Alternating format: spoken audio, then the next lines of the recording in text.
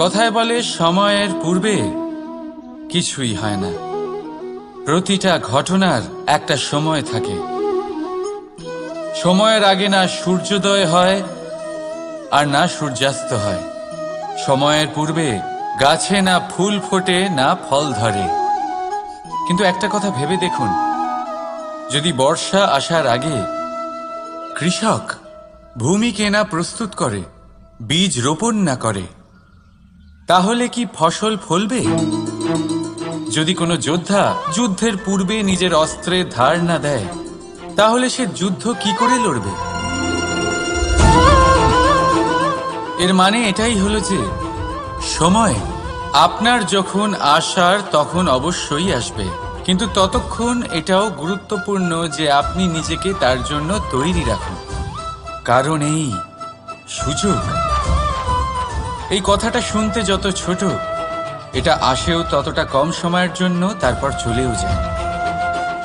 এবার যদি সুযোগ আপনার হাতে আসে আর আপনি তার জন্য তৈরি না থাকেন, তাহলে আপনি সাফল্য কি করে পাবেন? তাই আপনি সঠিক সময়ের জন্য অপেক্ষা করুন, সেই সুযোগের জন্য অপেক্ষা করুন, কিন্তু ততক্ষণ নিজের চেষ্টার দ্বারা নিজেকে আরো সক্ষম করে তুলুন। কারণ সাফল্য আপনার জন্য অপেক্ষা করছে, শুধু আপনি তার জন্য তৈরি থাকুন। রাধা রাধা। কথা মানুষের পাওয়া সবচেয়ে অদ্ভুত উপহার।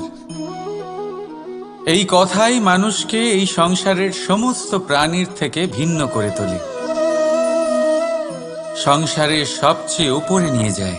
এই কথার কারণেই আমরা একে অপরের সাথে ভাব আদান প্রদান করি। আমি আমার মনের ভাবনা অন্য কাউকে ব্যক্ত করতে পারি, অন্য কেউ তাদের ভাবনা আমাকে ব্যক্ত করতে পারে। এই কথাই আমাদের সবচেয়ে বড় ঢাল। এবারে দেখুন, আপনি নিশ্চয়ই লক্ষ্য করেছেন, কারোর কথা মধুর হলে লোকে তাকে ভালোবাসে, তাকে নিজের বন্ধু বানায়। সেইভাবেই যদি কারোর কথা কঠোর হয়, তাহলে লোকে তাকে ঘৃণা করে, তাকে নিজের শত্রু মনে করে। এই কথাই ভাষা হয়ে আমাদের ইতিহাস রচনা করে। তবে আমরা কি সত্যি বাণীর বিষয়ে অতটাই ভাবি যতটা আমাদের ভাবা উচিত? ভেবে দেখুন, মানুষের কথা বলতে শিখতে কত সময় লাগে। কোনো বালক 1.5 বছর বয়সে কথা বলতে শেখে, কেউ 2 বছরে, কেউ 3। এবার দেখুন, মানুষ 1.5 বছর বয়সে কথা বলতে শিখে গেলেও তার কি বলা উচিত এটা সারা জীবনেও শিখতে পারে না। এর উপরে মনোনিবেশ করুন, এটা বোঝবার চেষ্টা করুন কি বলা উচিত। নিজের কথা শুদ্ধ করুন, নিজের কথা মধুর করুন, আর সেই মধুরতার সাথে আমার সঙ্গে বলুন, রাধা রাধা। এই লক্ষ্য আসলে কি? এই লক্ষ্য তাই যা আমরা পেতে চাই। এই সংসারে সুখী কে হয়? সুখী সেই যে তার লক্ষ্য পেয়ে গেছে। দুঃখী কে হয়? দুঃখী সেই যে তার লক্ষ্য এখনো পায়নি।